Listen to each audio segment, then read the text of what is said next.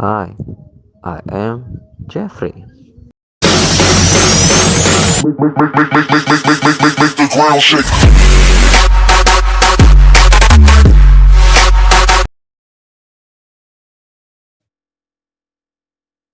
Assalamualaikum warahmatullahi wabarakatuh. Kami dari kelompok 1 yang beranggotakan Mar'atus Solihah NIM 19080760057, Dian Arifiani NIM 19080706061, Jeffrey NIM 19308020036 akan mempresentasikan hasil diskusi kami mengenal bahan dasar atau foundation sintetik dan alami dalam kosmetik. A. Pengertian bahan dasar atau foundation kosmetik. Kosmetik berasal dari kata Yunani kosmetikos yang berarti keterampilan menghias, mengatur. Definisi kosmetik menurut Peraturan Kepala Badan Pengawas Obat dan Makanan RI adalah setiap bahan atau sediaan dimaksudkan untuk digunakan pada bagian luar tubuh manusia, dalam kurung epidermis, rambut, kuku, bibir, dan organ genital bagian luar, atau gigi dan mukosa mulut terutama untuk membersihkan, mewangikan, mengubah penampilan, dan memperbaiki bau badan atau melindungi atau memelihara tubuh pada kondisi baik. Pengertian kosmetik dalam Peraturan Menkes RI nomor 445 tahun 1998 juga dijelaskan sebagai berikut. Kosmetika adalah bahan atau campuran bahan untuk digosokkan, dilekatkan, dituangkan, dipercikkan, atau disemprotkan pada, dimaksudkan dalam, dipergunakan pada badan atau bagian badan manusia dengan maksud untuk membersihkan, memelihara, menambah daya tarik, atau mengubah rupa, melindungi supaya tetap dalam keadaan baik, memperbaiki bau badan, tetapi tidak dimaksudkan untuk mengobati atau menyembuhkan suatu penyakit. Komposisi atau kandungan utama dari kosmetik adalah bahan dasar, bahan aktif, dan bahan tambahan atau bahan pelengkap lain yang mempunyai fungsi berbeda-beda. Adapun bahan dasar adalah bahan yang membawa atau mengangkut bahan aktif pada kulit, sebab bahan aktif tidak akan muncul begitu saja, selain harus digabungkan dengan bahan dasar saat persiapan produk kosmetik. Selanjutnya yaitu bahan-bahan dasar atau foundation dalam kosmetik.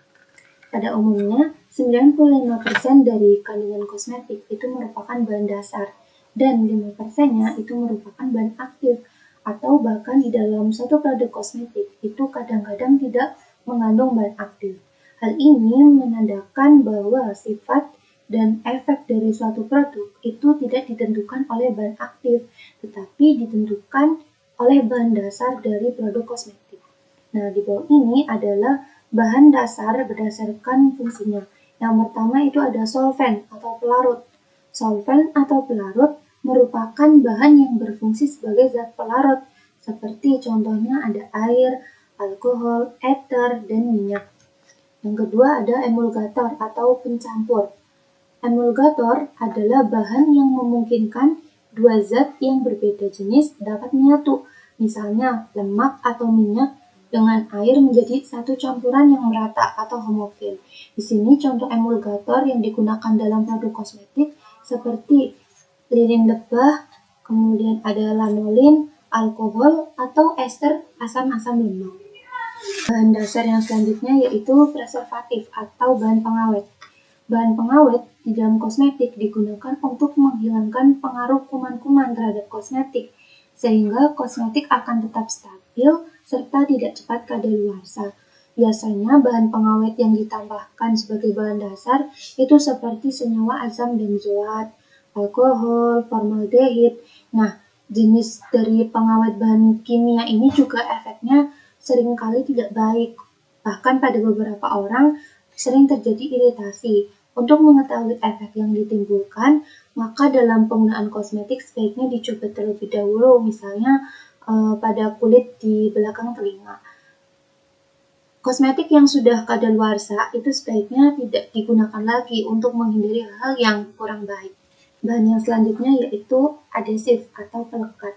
Nah, bahan pelekat adalah bahan yang biasanya terdapat di dalam kosmetik, contohnya seperti bedak.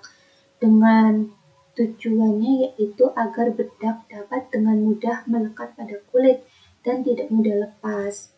Atau dengan kata lain biasanya tidak mudah cracking.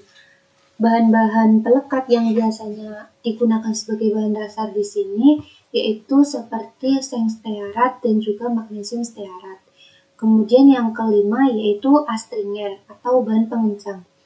Bahan pengencang ini mempunyai daya untuk mengerutkan dan menciutkan jaringan kulit. Untuk bahan-bahan pengencang yang biasanya digunakan yaitu asam lemah dalam kadar yang rendah, alkohol, dan zat-zat khusus yang lainnya. Bahan dasar yang selanjutnya yaitu absorben atau bahan penyerap. Bahan penyerap mempunyai daya mengabsorpsi cairan. Misalnya, pada beberapa produk kosmetik itu digunakan kalsium karbonat dalam bedak yang dapat menyerap keringat-keringat yang ada di wajah. Kemudian bahan selanjutnya yaitu disinfektan. Disinfektan ini berguna untuk melindungi kulit dan bagian-bagian tubuh lain dari pengaruh mikroorganisme. Contohnya, bahan yang sering digunakan yaitu etil alkohol, propil alkohol, asam borofenol, dan senyawa amonium kuarterner. Pada slide sebelumnya, kita sudah membahas terkait dengan bahan dasar kosmetik berdasarkan fungsinya. Sekarang kita akan membahas bahan dasar kosmetik berdasarkan jenisnya. Nah, ini dikelompokkan jadi 3 macam. Yang pertama lemak, yang kedua air, dan yang terakhir itu ada alkohol. Yang pertama, kita bahas lemak terlebih dahulu. Lemak sebagai bahan dasar kosmetik ini memiliki fungsi yang sangat beragam. Yang pertama, antara lain, lemak bisa membentuk lapisan tipis di permukaan kulit yang nantinya sebagai pelindung untuk bisa menghalangi terjadinya penguapan air, sehingga bisa mencegah terjadinya kekeringan pada kulit, atau bisa mencegah terjadinya dehidrasi pada kulit. Kemudian lemak juga memiliki sifat pembasah bagi keratin, yang nantinya berguna untuk pemeliharaan elastisitas kulit dan mempertahankan kulit agar tetap lembut dan halus. Selanjutnya, lemak juga bisa melarutkan kotoran-kotoran seperti kotoran sisa-sisa dari make up, sehingga baik digunakan dalam preparat pembersih. Nah, lemak sendiri itu merupakan bahan dasar kosmetik yang termasuk bahan alami. Biasanya yang sering digunakan yaitu lemak hewani, lemak nabati. Nah, lemak ini itu mudah diabsorpsi oleh kulit, sehingga lemak merupakan bahan dasar yang baik untuk bahan-bahan aktif bisa masuk ke dalam kulit. Selanjutnya, lemak hewani dan juga lemak nabati juga mengandung bahan aktif, antara lain seperti vitamin, hormon, dan lectin yang sangat bermanfaat bagi kulit. Bahan dasar dalam kosmetik yang selanjutnya yaitu ada air. Air adalah bahan yang dapat diserap oleh kulit, tetapi daya serap air dan bahan-bahan yang larut dalam air itu lebih rendah dibandingkan dengan lemak dan bahan-bahan yang larut di dalam lemak. Air juga biasanya digunakan dalam preparat pembersih karena air mudah digunakan dan bisa melunakkan stratum corneum dan bisa membersihkan kotoran yang larut dalam air. Air tidak memiliki daya pembersih kulit dan bukan merupakan bahan pembersih yang sempurna, sehingga jika ingin menjadikan air sebagai bahan dasar dalam kosmetik dan bisa memperoleh efek pembersih yang sempurna, maka juga bisa ditambahkan bahan dasar yang lainnya seperti minyak, alkohol, dan juga surfaktan. Bahan dasar kosmetik selanjutnya yaitu ada alkohol. Alkohol merupakan bahan pelarut organik di dalam kosmetik. Seperti halnya ether, aseton, dan kloroform, bahan-bahan ini cenderung bisa menimbulkan iritasi pada kulit, sehingga pemakaian bahan dasar alkohol di dalam suatu produk kosmetik itu juga ada batasannya. Yang diperbolehkan yaitu sekitar 20-40% dengan bahan dasar air. Untuk tujuan dari pemakaian bahan dasar alkohol itu sendiri juga yang pertama bisa meningkatkan permeabilitas kulit pada air. Kemudian bisa mengurangi tegangan permukaan kulit sehingga dapat meningkatkan daya pembasah air. Kemudian bisa meningkatkan daya pembersih preparat terhadap kotoran yang berlemak. Untuk materi yang selanjutnya akan dijelaskan oleh Jeffrey. Kepada Jeffrey dipersilahkan. Baiklah, di sini saya akan menjelaskan bagian ketiga, yaitu kombinasi berbagai bahan dasar atau base dalam kosmetik. Yang pertama, bentuk cairan atau liquid. Bentuk cairan adalah bentuk sediaan yang tersusun atas zat-zat cair, sehingga bentuk ini dapat tumpah. Jenis bentuk sediaan cairan ini dibagi menjadi 3, yaitu A. Solution. Nah, solution atau larutan adalah bentuk sediaan liquid air yang jernih, homogen yang mengandung satu atau lebih zat kimia yang larut dalam pelarut atau campurannya dari zat-zat yang saling melarutkan. Berdasarkan tipe pelarutnya, larutan dibagi menjadi 3, yaitu water based solution atau sebagian besar dari larutan ini adalah basicnya adalah air. Yang kedua adalah hydroalcoholic solution atau perpaduan dari air dan alkohol. Yang ketiga adalah anhydrous, tidak mengandung air, mengandung zat cairan yang lain. Yang kedua adalah emulsi. Nah, emulsi merupakan sediaan yang mengandung bahan obat cair atau larutan. Obat yang terdispersi dalam cairan pembawa dan distabilkan oleh zat pengemulsi atau surfaktan yang cocok berdasarkan viskositas atau kekentalannya. Emulsi ini dibagi menjadi 2. Yang pertama itu lotion, merupakan emulsi dengan viskositas yang rendah dan masuk dalam kategori liquid atau cairan. Didesain untuk diaplikasikan tanpa digosok secara berlebihan di kulit. Yang kedua, krim. Krim adalah bentuk sediaan setengah padat, berupa emulsi yang mengandung satu atau lebih bahan obat yang terlarut atau terdispersi dalam bahan dasar yang sesuai dan mengandung air tidak kurang dari 60%. Jadi sebagian besar dari krim ini pastinya adalah air. Nah, krim ini ada 2 tipe. Yang pertama, krim tipe minyak dalam air, yang artinya minyak lebih sedikit dibandingkan air. Yang kedua, tipe air dalam minyak, yang dimaksudkan bahwa air ini lebih sedikit dibandingkan minyak. Selanjutnya, suspensi. Suspensi adalah bentuk sediaan yang mengandung zat-zat padat yang larut dalam medium cair. Terdapat 3 jenis suspensi, yaitu water based suspension. Yang kedua adalah formulasi hydroalkoholik seperti beberapa jenis toner wajah. Yang ketiga adalah formulasi anhydrous seperti penghilap kuku dengan pelarut organik, maskara, eyeliner cair, dan lip gloss. Oke, yang kedua adalah bentuk padat atau solid. Nah, bentuk padat ini bisa juga berwujud serbuk. Klasifikasinya dari bentuk solid ini sebagai berikut. A.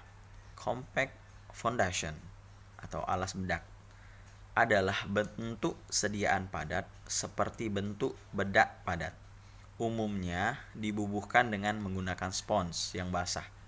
Yang kedua, stick. Stick adalah bentuk sediaan solid yang berbahan dari lilin atau waxis dan sedikit minyak atau oil. Biasanya, bentuk stick ini cukup dibubuhkan kemudian diratakan dengan jari tangan. Contoh kesediaan stick adalah concealer dan stick foundation. C. Bedak. Nah, bedak adalah bentuk sediaan padat hasil dari campuran kimia yang berwujud kering. Diklasifikasikan menjadi 2, yaitu loose powder atau bedak tabur. Bedak tabur adalah campuran yang berasal dari zat kimia yang kering padat yang berbeda-beda dan bisa tumpah jika dituangkan dari tempatnya. Bedak tabur ini sering digunakan dalam bentuk make up. Salah satu contohnya adalah blushes, mineral facial powders, dan bedak bayi. Yang kedua, press powder. Nah, bedak padat. Bedak padat adalah bedak tabur yang sudah dipadatkan lagi dengan cara kompresi. Yang ketiga, bentuk semi solid. Semi solid ini adalah bentuk sediaan yang memiliki konsistensi antara bentuk padat dan cair. Jadi ini antara padat dan cair, setengah padat, setengah cair. Bentuk semi solid ini terdiri dari 2, yaitu 1, gel. Gel adalah bentuk semi solid yang transparan. Gel ini sifatnya mudah merata jika dioleskan pada kulit atau rambut. Zat yang digunakan biasanya teragakan, foam, turman selulosa, surfaktan. Berdasarkan sifat alamiah agen penghantarnya, gel terbagi menjadi dua. Yang pertama, water-based formulation, contohnya pembersih wajah. Yang kedua, hydroalcoholic formulation, contohnya styling rambut dan hand sanitizer. Selanjutnya, pasta. Pasta adalah sediaan yang konsistensinya lebih padat dari salep dan lebih kaku. Pasta ini mengandung bahan padat lebih dari 50%. Sediaan wujud pasta ini harus ditempatkan dalam wadah yang tertutup rapat atau dalam tub. Contoh dari pasta adalah pasta gigi tentunya. Jika ada pertanyaan, kita bisa berdiskusi melalui WhatsApp group. Sekian kami ucapkan terima kasih. Wassalamualaikum warahmatullahi wabarakatuh.